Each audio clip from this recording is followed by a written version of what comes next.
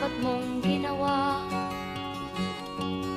Kalagan ng tali sa paa, imulat ng iyong mga mata.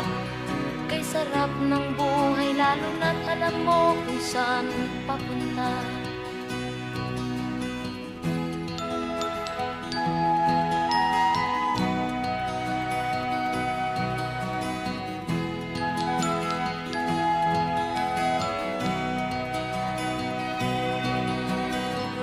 May mga taong bulag kahit dilat ang mata. May mga taong tinatalian sariling kamay at paa. Problema'y tinatalikdan, salamin sa mata'y